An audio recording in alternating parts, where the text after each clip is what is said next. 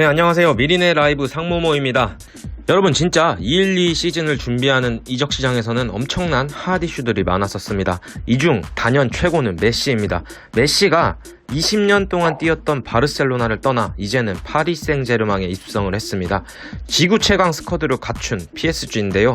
이번 영상에서는 메시의 파리 이적에 대한 이야기와 다음 시즌 챔스 우승, 그리고 비기어 트로피는 누가 가져가게 될 건지, 맨시티와 다시 맞붙게 된다면 어떻게 될 건지에 대해 이야기를 해보는 시간을 갖도록 하겠습니다. 네, 여러분, 메시가 바르셀로나를 떠났습니다. 신계로 평가받던 호날두가 유벤투스를 떠나 파리로 이동하는 게 아니야 라고 이번 이적 시장에서는 예측이 많았었는데요. 완전 판이 뒤바뀌었습니다. 가쁜 메시가 바르셀로나를 떠나 파리 생제르맹으로 오피셜 이적 발표가 있었습니다.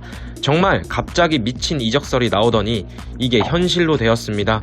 PSG는 한국 시간 11일에 메시 영입을 알리는 영상의 마지막 부분을 공개했습니다.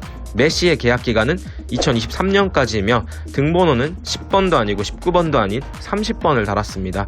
메시는 3,500만 유로, 약 472억 원 수준의 연봉 협상을 한 걸로 알려져 있으며 단숨에 파리의 연봉 킹 자리에 오르게 되었습니다.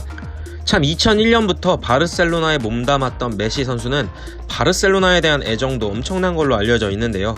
메시는 2001년 바르셀로나의 유스팀에 입단한 이후 공식전 778경기에 출전해 672골에 205도움을 기록한 엄청난 대기록을 썼죠. 그리고 스페인의 프리메라 리그 우승 10회, 유럽 챔피언스 리그 우승 4회 등 아주 수많은 우승컵을 들어 올렸습니다. 지난 시즌 돌연 메시가 이적을 하겠다는 심상치 않은 이야기가 돌았으나 결국에는 바르셀로나와 동행할 것임을 이번 시즌이 끝난 후 공공연하게 밝혔었는데요. 메시는 올 시즌이 끝나고 바르셀로나와의 계약이 끝난 자유계약 신분, FA 신분으로 코파 아메리카에 나설 정도로 여유가 넘쳤었습니다. 그만큼 바르셀로나와의 재계약에 확신했었다고 얘기가 되고 있었죠. 하지만 이런 얘기들에도 불구하고 메시는 바르셀로나를 떠나게 되었습니다. 메시와 바르셀로나 구단과의 개인 조건에 대한 합의는 이뤘지만 스페인의 라리가 연봉 상한선 규정이 발목을 잡았고 결국에는 메시가 바르셀로나를 떠나는 상황이 되기까지 벌어졌죠. 바르셀로나는 지난 6일 구단 홈페이지를 통해 메시와의 재계약이 긍정적인 방향으로 흘러가고 있었다. 하지만 경제적, 구조적인 장애로 인해 공식적인 재계약에 도달하지 못했다. 깊은 유감을 표한다고 공식 발표를 했습니다. 이를 단숨에 낚아챈 건 파리 생제르맹이었죠. 파리 생제르맹은 디마리아, 네이마르, 은바페로 이어지는 공격 삼각편대를 구축하고 있었는데 단숨에 메시를 영입하며 M&M 라인을 완성시켰습니다. 메시가 왔다는 것 자체만으로도 파리 팬들은 엄청나게 흥분되는 상황일 텐데요. 메시는 2년 동안 PSG와의 주급 65만 파운드, 약 10억 원이 넘는 돈을 수령하는 계약을 체결한 것으로 알려져 있습니다. 참고로 메시가 바르셀로나에서 수령했던 주급은 210만 파운드 수준으로 약 33억 원을 일주일 만에 번 것으로 알려져 있지만 지금 65만 파운드도 PSG의 최고 주급입니다. PSG의 네이마르는 49만 파운드로 약 7억 8천만 원, 그리고 은바페는 31만 파운드로 5억 원 가량을 수령하는 것으로 알려져 있는데 파리가 메시를 잡기 위해 얼마나 공을 들였는지를 알 수 있는 주급 계약이라고 보시면 될 것 같습니다. 참, 이 M&M 라인의 네임밸류만 따지면 예전의 레알의 BBC 라인과 바르샤의 MSN 라인보다 더 강력하다고 보이는 상황입니다.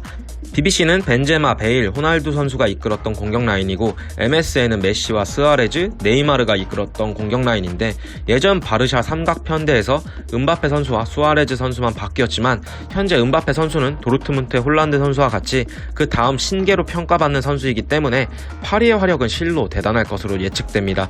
그리고 이번 이적 시장의 숨은 승자는 단연 PSG로 보아도 무관할 것 같은데요. 일단 레알의 센터백 세리오 라모스를 품었고요. AC 밀란의 돈나룸마 키퍼도 품었죠. 이탈리아를 유로 우승으로 이끌었던 골키퍼입니다. 그리고 리버풀의 미드필더 바이날둠까지 품으며 지난 시즌 맨시티에 패배하며 챔피언스리그 탈락의 서름을 이제는 떨쳐버릴 준비를 끝마친 파리 생제르맹이라고 보시면 될 것 같습니다. 참, 이렇게 보면 맨시티의 그릴리시 영입이 아까운 상황일 수도 있는데요. 물론 잉글랜드 선수이기 때문에 맨시티로 이적한다고 함은 맨시티가 잉글랜드 프리미엄을 먹고 들어갈 수 있는 상황으로 보입니다만 맨시티가 그릴리쉬의 영입에 천문학적인 이적료를 쏟아붓지 않았다면 메시의 영입까지 넘볼 수 있지 않았을까 싶습니다. EPL에서 메시를 볼 수 있는 날이 올 수도 있었을 것 같았는데 참 아쉽습니다.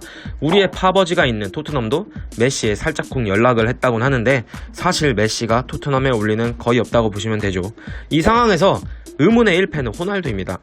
앞서 호날두가 PSG로의 이적을 고려하고 있다고 말씀을 드렸었는데 PSG도 마찬가지로 호날두의 영입을 고려하고 있었던 것으로 알려져 있습니다. 지난 시즌 막판부터 유벤투스 구단과 호날두의 불화가 심해졌고 PSG에 이적 링크가 계속 떴었던 호날두였죠. 그리고 네이마르도 인터뷰에서 호날두와 뛰어보고 싶다는 인터뷰로 호날두의 러브콜을 보냈었습니다. 또한 PSG의 이카르디와 호날두의 스왑 딜 얘기까지 돌았었던 만큼 호날두는 가쁜 메시의 PSG 이적으로 인해 의문의 1패를 당했다고 보시면 됩니다. 또한 ESPN에서는 호날두의 PSG 꿈이 메시에 의해 무너졌다. 이제 호날두는 어디로 가야 하나? 라는 질문을 남겼고 만약 음바페가 레알 마드리드로 이적하면 자리가 생기지만 호날두를 데려오는 게 도움이 되지는 않을 것이라고 의견이 모아졌다라고 보도를 하였습니다. 그리고 호날두 선수뿐만 아니라 또 한 명의 의문의 1패 선수가 세리오 아게로 선수죠. 아게로 선수는 지난 시즌을 마지막으로 수년간 몸담았던 맨시티에서 바르셀로나로 이적을 감행했습니다.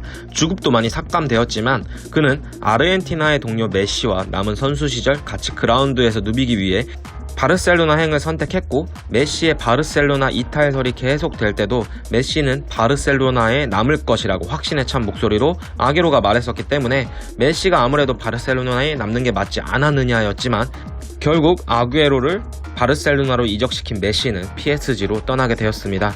메시의 이적은 지난 시즌 슈퍼리그 창설 때문에 시끄러웠던 유럽 축구 리그의 그 혼돈보다 더 큰 이슈라고 보시면 되는데요.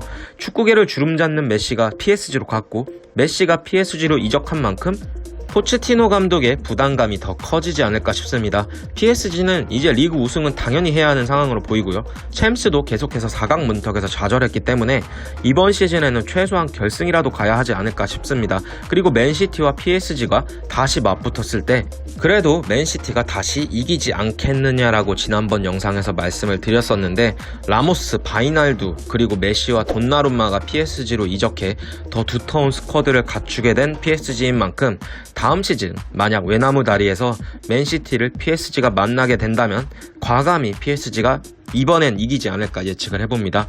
메시의 충격적인 이적설과 더불어 손흥민 선수의 동료인 케인은 과연 맨시티로 갈 수 있을 것인지 아직 이적 시장의 문이 닫히지 않은 만큼 어떻게 될지 모르는 상황이기에 조금 더 추이를 지켜봐야 할 것 같고요.